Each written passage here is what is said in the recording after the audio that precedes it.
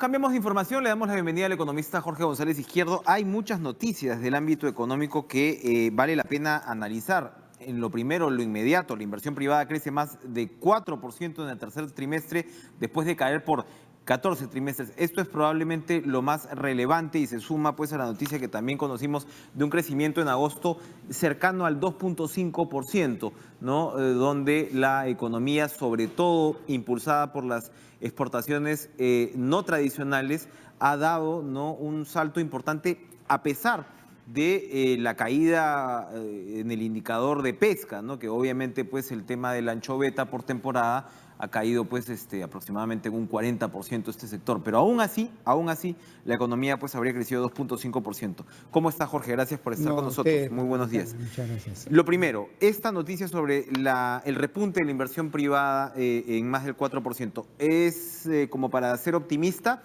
Sí. o lo que ocurre es que estábamos Bueno, mira, en caída demasiado libre? el INEI el domingo te sacó el crecimiento de la economía del mes de agosto. Y en el mes de agosto la economía creció 2.2 en el mes de agosto. Y enero-agosto, que ya son 8 meses, la economía, su crecimiento promedio es 2.2. O sea, si alguien pregunta a qué velocidad está yendo la economía peruana este año hasta agosto, la respuesta es 2.2. Y cuando se pregunta ¿y por qué? ¿Por qué? Fundamentalmente, principalmente, porque tanto el sector privado como el sector público no está teniendo un déficit de gasto, sobre todo en inversión privada y en inversión pública. Y esto es algo que viene desde el 2014, 2015, 16 y los primeros meses de este año. Entonces, si queremos crecer 4%, alrededor de 4% el año que viene, todo el año 2018, tiene que resolverse este problema de déficit de gasto privado y déficit de gasto público. Este primer indicador nos está Este primer indicador mostrando un panorama está diciendo prometedor. que la inversión privada, que era el principal determinante del déficit de gasto privado, la inversión privada ya ha comenzado a repuntar. Pero ahí hay que tener un poco de cautela, porque, por ejemplo, como ha venido bajando, o sea, creciendo desde el 2014 en rojo, el punto de comparación estadística está bajo. Está bajo. Entonces es como si tú dijeras, he crecido de 1 a 2, poquito, pero he crecido 100%. Claro. Entonces hay un efecto como que se llama estadístico. Pero de todas maneras ya es un indicador de que la inversión privada ya ha hecho esto. Mira, que venía así, ya empezaba a hacer. Ha tocado seguramente fondo. Ahora, hay indicadores que también, claro, llaman a la cautela, en el sentido, por ejemplo, es el 22% el tema de la exploración minera, ¿no? O sea, sí, que representa, o sea, ¿no?, dentro de este crecimiento, ¿no? La inversión minera sola ha comenzado a repuntar desde el segundo trimestre de este año, la inversión minera, pero casi toda esa inversión minera es exploración, ¿no? Ahora, eso nos dice que esta inversión repunta, pero que de repente hay sectores que dentro de las sumas y restas, va a tomar tiempo. Por ejemplo, la construcción, que es un indicador y que viene muy golpeado. El sector construcción está creciendo fuerte ya, pero es fundamentalmente producto del gasto público, ya no del gasto privado, sino del gasto público en inversión. El tema de reconstrucción. Asociado a los panamericanos y asociado a la reconstrucción del fenómeno del Niño. Ahora, la mejora en la importación de bienes de capital, ¿qué nos dice? Casi 10%. Eso es un buen indicador de la inversión privada, sobre todo. ¿Por qué? Porque cuando tú importas maquinaria, equipos, no es para que los tengas pues sin producir, nadie hace eso. Entonces, en la medida que la importación de bienes, de máquinas, de equipos aumenta, ya es un indicador que las empresas privadas de diferentes sectores están importando para hacerlas producir, para que de esa forma aumente la producción. Hay razones para el optimismo cuando hablamos del crecimiento del PBI y podemos observar que, por ejemplo, las importaciones o las exportaciones no tradicionales se incrementan frente al mismo periodo casi en un 30%, alrededor de un 30% del año pasado. El precio del cobre y del zinc, sobre todo, han crecido entre 30 y 40% respecto al año pasado. Es que fíjate, el 2014 los precios de las materias primas, del cobre, del zinc, de la plata, del oro, etcétera, hizo esto. Mira, no bajó así, bajó así. Y se mantuvo 2015, 2016 y recién ahora en el 2017 está repuntando un poco. Pero eso primero te afecta el ingreso del gobierno porque progresivamente recauda más impuestos y también el canon para las regiones. Y después te afecta el gasto. Entonces esta mejora en los precios de los metales, para que se traduzca en gasto y empuje a la economía, va a pasar algunos trimestres más, ¿no? Pero digamos que Pero es una buena noticia, por supuesto. Y en el tema de las exportaciones no tradicionales, también uno ve, pues, digamos, la evolución de las exportaciones es de 13% frente al mismo periodo. Y los productos no tradicionales llegan casi al 35%. Los tradicionales, sin embargo, no llegan al 7%. Bueno, es un incremento. Pero esto quiere decir que las exportaciones no tradicionales también están viendo Claro. Bueno, cierto empuje, ellas tú ¿no? sabes que a pesar que tú sabes que el 75% de las exportaciones totales son pues Son tradicionales. tradicionales, esas son las que pesan.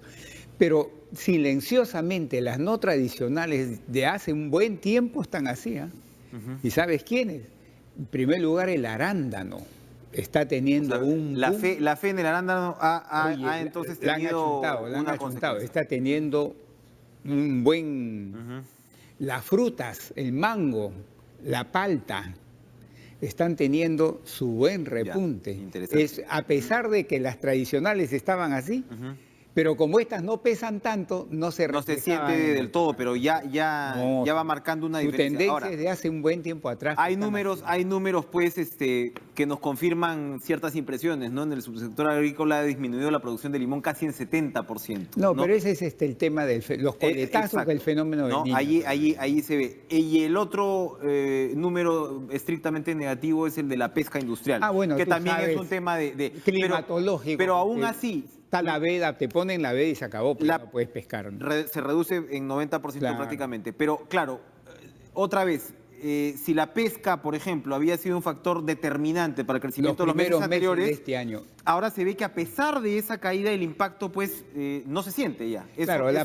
La pesca te significa nos marca el buen camino. 0.7%, o sea, ni el 1% del PBI es pesca. Entonces su impacto es moderado, relativo, es bastante moderado. Ahora, ¿qué podemos esperar del optimismo nacional y la economía frente al fútbol? ¿No? Oye, mira, a veces le estamos cargando mucho las tintas a ese optimismo, pero ¿es justificado? Ayer salió una noticia que la prensa no la ha levantado mucho, ¿eh?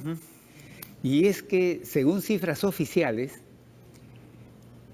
ha repuntado fuertemente el crédito a la micro, pequeña y mediana empresa.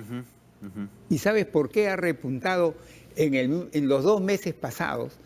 Y sigue repuntando hasta el día de hoy el crédito que el sistema financiero, especialmente las cajas municipales, no los bancos, las cajas municipales, está así a la micro, pequeña y mediana empresa por el fútbol.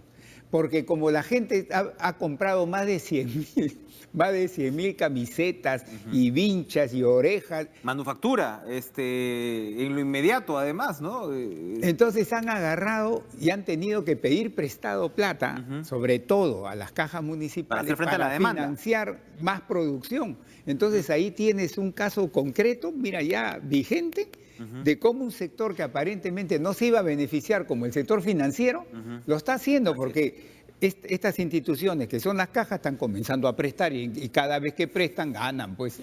Bastante interesante. Así que no es pura palabrería, no, ya se está reflejando en la vida. Ahora, bueno, no vamos a hacer de ninguna manera negativo. Vamos que todavía no vamos. Vamos a clasificar. Eso se va a profundizar todavía.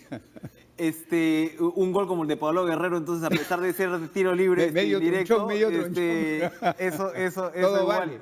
Igual vale millones y millones. Ahora, para ir terminando, hablaba usted del efecto en pymes, ¿no? Sobre todo en MIPES. En créditos. ¿no? En créditos y cómo pues un sector como este se puede dinamizar tremendamente a partir del optimismo, ¿no? de un pueblo. Ahora, los que no tienen mucho optimismo son en el Ejecutivo con esta norma que está por promulgarse en el Congreso, sobre esta suerte también de capacitación a las pequeñas empresas que sean infractoras con la SUNAT, ¿no? Entonces lo que se señala es que el Código Tributario tiene 64 tipos de infracciones, si no estoy mal, y esta ley incluiría 61, o sea, prácticamente todo el Código Tributario, la SUNAT estaría obligada a capacitar a las empresas infractoras, y claro, en el caso de las pequeñas empresas, estas facturan hasta 7 millones de soles, o sea, tan pequeñas no son, y uno se pregunta si la infracción es realmente por ignorancia o ya hay formas pues de sacarle la vuelta al fisco, que definitivamente pues en un país como el nuestro yo se creo ve que es de mucho. las dos cosas, ¿no? A ver, ¿usted qué opina de la promulgación de esta ley? ¿El Ejecutivo la ha observado? Sí, es que ahí significaría, la SUNAT no está, o sea, el core de la función de la SUNAT no es capacitar. La función de la SUNAT es supervisar, es ampliar la base tributaria, o sea, es administrar una estructura que genera recursos para el Estado. Ya aparece aparte evaluación docente, ¿no? Ya aparece, bueno, claro, si no pasas, yo te voy a capacitar. Pero si no pagas impuestos, te vamos capacito. a quererle pasar a la SUNAT para que haga ese proceso de capacitación, creo que sería desviarla de su centro, de su core, que es hacer caja. que es administrar bien un sistema tributario, ¿no? Para reduciendo evasión, etc.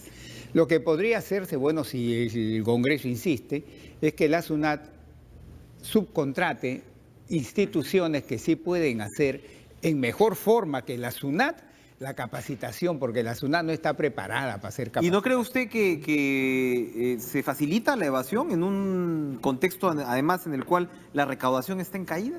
Bueno, la recaudación está en caída porque la economía está creciendo asícito, pues obviamente eso es, ¿no?